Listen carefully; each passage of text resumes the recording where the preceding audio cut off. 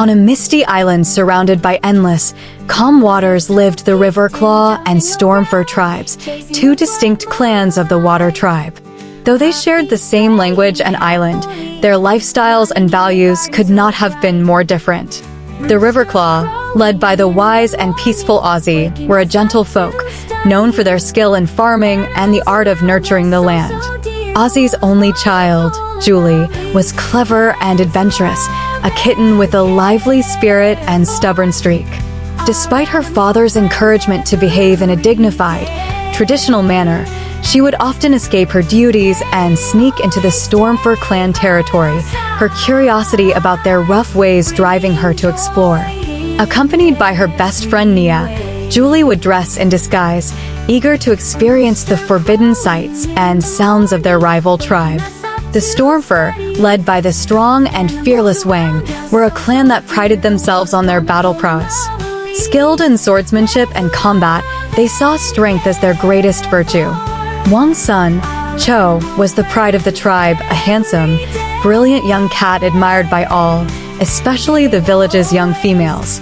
Cho, however, looked down on the Riverclaw, seeing them as soft and weak, unworthy of respect.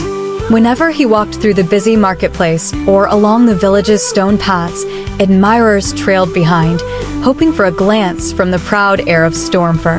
One day, Julie and Nia, wrapped in the loose, earthy-toned clothing of the Stormfur, slipped through the narrow alleyways of the village.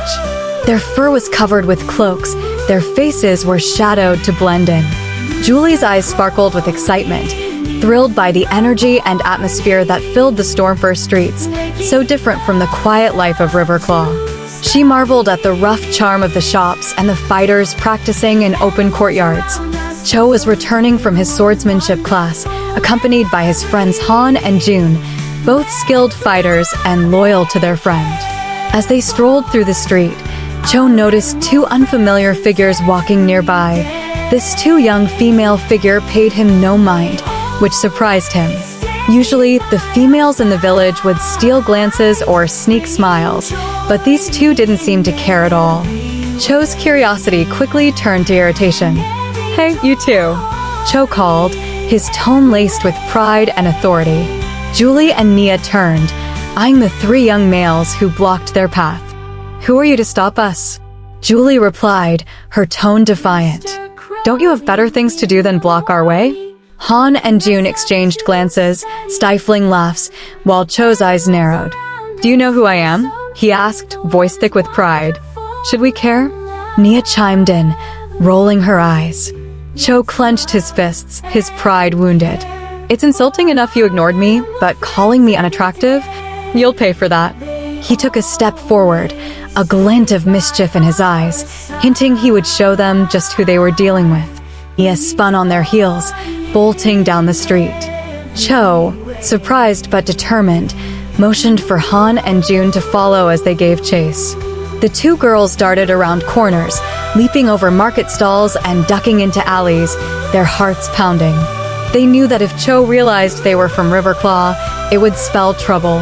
It was only after Julie and Nia had finally crossed the invisible border back into Riverclaw that Cho stopped, breathing heavily, with Han and June beside him.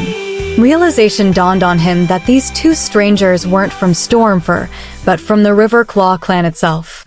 The chase had ended, but a new rivalry had sparked. The next week, during the annual festival, it was time for the clan heirs to perform the purification rites in the temple of Jesu, the water goddess, who both clans revered.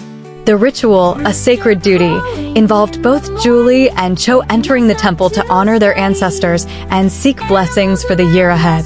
Inside the dimly lit temple, Julie and Cho arrived separately, their eyes widening as they saw each other across the sacred space.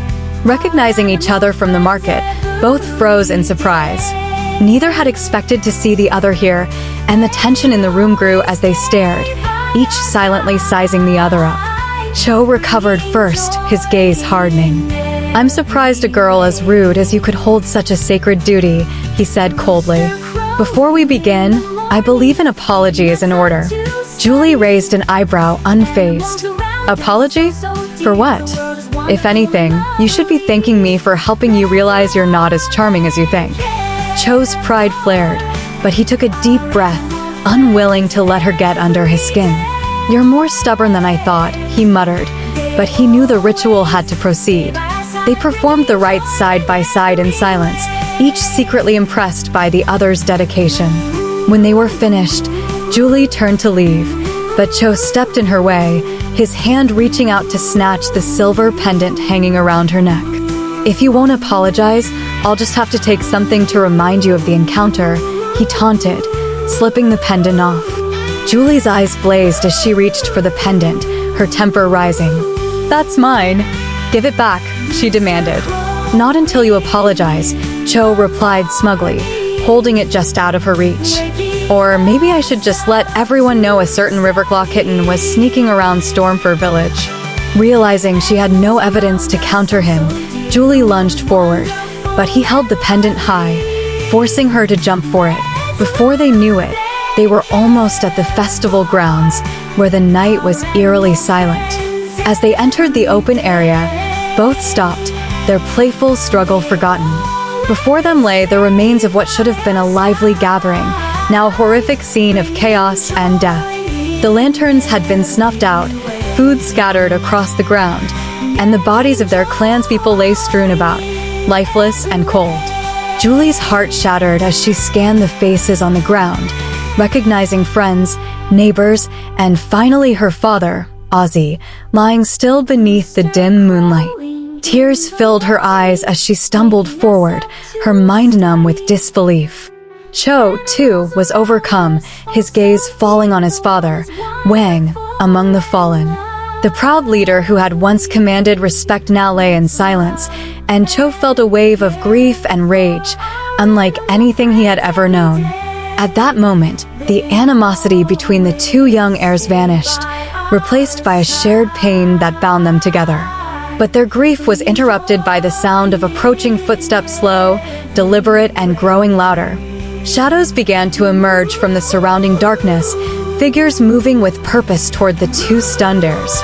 Instinctively, they stepped back, their eyes wide with fear and anger. The figures advanced, stepping over the fallen without remorse. Julie and Cho, though enemies by heritage, now found themselves side by side, united against an unknown threat. Just as the shadows closed in, two strong hands reached from behind, pulling them swiftly into the darkness.